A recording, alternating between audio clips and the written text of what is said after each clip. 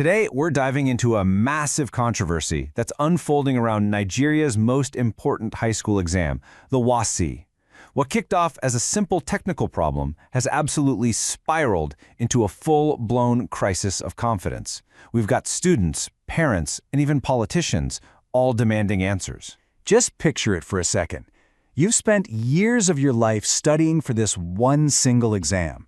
I mean, your entire future feels like it's riding on this.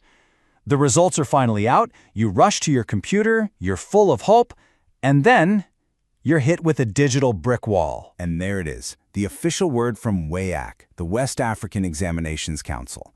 Just a few hours after the results went live, the whole system just crashed. It locked everybody out and kicked off this firestorm of confusion and, understandably, a lot of anger. So, let's start with that initial spark, right? The technical meltdown that got this whole thing started. You know, the timing here is just everything. This wasn't some random system maintenance. The portal went down at the absolute peak moment of demand, a time of maximum stress and anticipation. That just poured gasoline on the fire. So WAEC came out pretty quickly and promised to fix within 24 hours. But honestly, the damage was already done. That unexpected shutdown created this vacuum of information, and all sorts of suspicion and speculation started rushing in to fill the void. And that is the real kicker here. Look, a server crash is annoying, but it's fixable. The real crisis was what students started finding once they could finally get into the portal. That technical glitch, it was just masking a much, much deeper problem. Because once that portal was back online, the numbers started to come out, and the true staggering scale of this problem became crystal clear. 192,089. Let that sink in. That's how many students had their results completely withheld. They didn't pass, they didn't fail, their results were just gone. Held in limbo by the exam council because of cheating accusations. Now, to put that into perspective for you, we're talking about almost 10% of every single student who took the exam. Think about that. Nearly 1 out of every 10 kids suddenly had their future put on pause, all caught up in this massive, sweeping allegation. And the bad news just kept coming.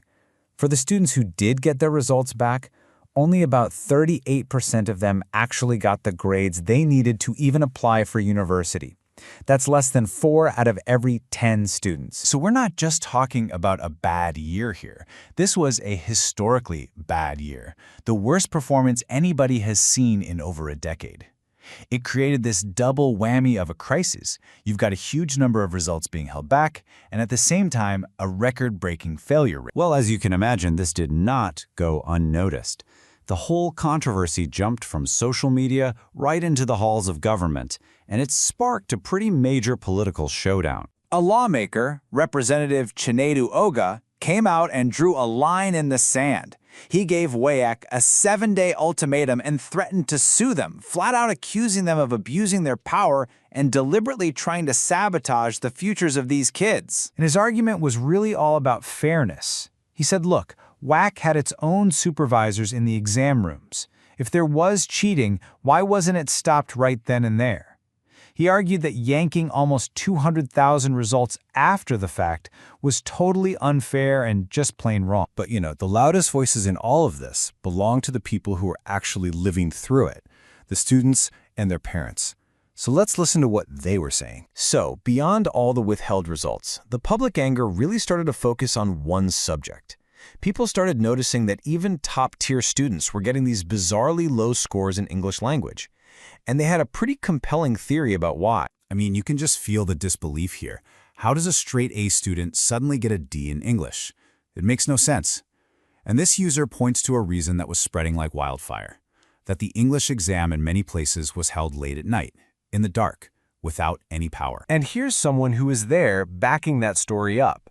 It paints a picture of pure chaos. An exam at 8 o'clock at night with less than half the time and no light to see. This doesn't point to students failing. It points to WAEC failing the students. And this is where that deep, deep mistrust starts to show. People weren't just thinking this was incompetence anymore. Some started to believe it was a deliberate strategy to make more money from kids who would be forced to pay to retake the exam. It wasn't only students either. Parents were furious, telling the exact same stories. the public mood turned really sour really fast. People started demanding a total recall of the results, and were even threatening mass protests. So, all of this brings us to where we are right now. A really tense, unresolved standoff between the exam council, the politicians, and an incredibly frustrated public. So let's just break down where everyone stands. You've got WAEC asking for patience and blaming malpractice. You have the lawmakers demanding immediate action and threatening to sue, and then you have the public saying this is all because of WAEC's own failures and demanding a complete do-over. They can't even agree on what the problem is, let alone how to fix it. You see, this whole story isn't really about a website crash anymore. It's become a lightning rod for all these anxieties about fairness, about competence, and about whether people can even trust a major national institution. And that leaves us with one really critical question.